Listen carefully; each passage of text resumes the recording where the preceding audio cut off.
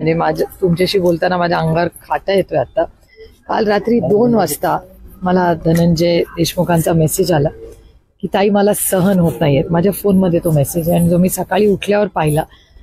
मी तातडीने त्यांची सकाळी फोनवर जेव्हा सकाळी 7 वाजता मी बोलले, फोनवर एखादं लहान मूल रडेल असे ओक्साबोक्षी ते रडत होते. म्हणजे माझ्याकडे खरंच शब्द नाही.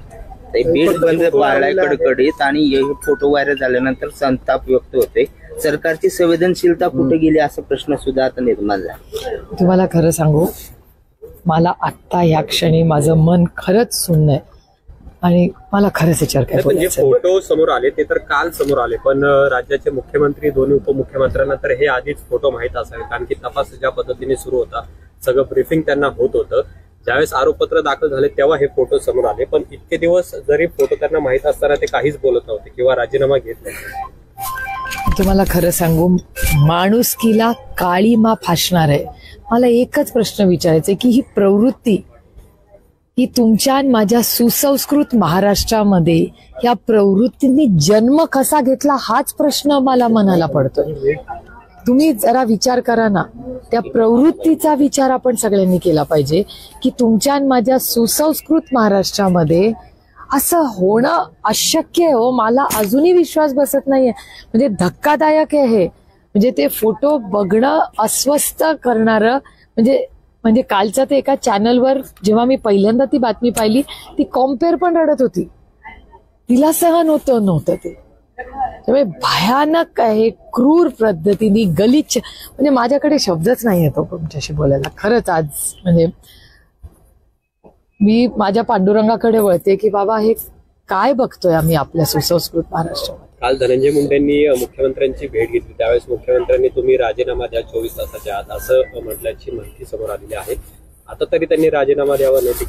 मी तुम्हाला सांगू, ह्या विषयावर काय बोलणार आता फोटो आल्या तरी राजीनामा दिला नाही दिला काय. म्हणजे 1 मिनिट त्या आई, त्या बायको, त्या मुलांचा, त्या भावांचा विचार करा. आपल्याला इतकं अस्वस्थ करतंय तर त्यांचं कुटुंब कशातून जात असेल.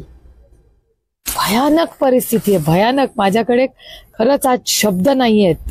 हे दुःख, ते वेदना, जे आपल्या सुसंस्कृत महाराष्ट्रामध्ये एवढी क्रूर घटना घडूच शकते, हे किती दुर्दैव आहे. किती दुर्दैवी. या कुटुंबाला न्याय मिळाला पाहिजे. सरकार पाठीशी घालते, त्याच्यामुळे हा सगळा महाराष्ट्र. ह्या कुटुंबाला न्याय मिळायची नैतिक जबाबदारी आपल्या सगळ्यांचीच आहे आणि आपण सगळे मिळून त्याला न्याय देऊ. आणि आज महाराष्ट्र उभा आहे त्या कुटुंबाच्या मागे. आणि जे कोणी डायरेक्ट इनडायरेक्ट म्हणजे कोणी त्यांना मदत करायचा, लपवण्याचा किंवा कुठल्याही पद्धतीने मास्टर माइंड जर असेल तर त्याला फाशीची शिक्षा झालीच पाहिजे. ही मागणी आज सकाळीच मी जेव्हा धनंजय भाऊ देशमुख यांच्याशी बोलत होते तेव्हा त्यांच्या बरोबर आमच्या दोघांचंही मत होतं ते. आणि सगळं खरं तर मी तुम्हाला सांगू, माझ्याकडे खरंच शब्द नाही. मन खरंच सुन्न झालं. एकूणच असं देखील म्हणलं जातं बघूया ना आजचं, म्हणजे आजचा इतका हा काल संध्याकाळपासून इतका भयानक परिस्थिती राज्यात आहे. सगळेच अस्वस्थ आहेत हे फोटो बघितल्यापासून. आणि आता मला कळतं की पहिल्या दिवसापासून बघा सगळं कुटुंब म्हणतंय, तुम्ही मीडियावाले आणि जो पत्रकार बीडला गेला ना, तो कॅमेरामॅन असेल किंवा रिपोर्टर असेल, तो येऊन ओक्साबोक्षी रडलेलाच आहे. त्याच्यामुळे मी स्वतः जेव्हा गेले होते ना, ज्या पद्धतीने त्या आईने माझा हात धरला आणि मला सांगितलं मला न्याय कधी मिळणार, तो दिवस आणि आजचा दिवस मी तुम्हाला सांगते प्रचंड अस्वस्थ करणारी परिस्थिती. प्रचंड. तरी अजून आरोपी फरारच आहे. अरे बोलूया ना आज. फारच जड अर्थ.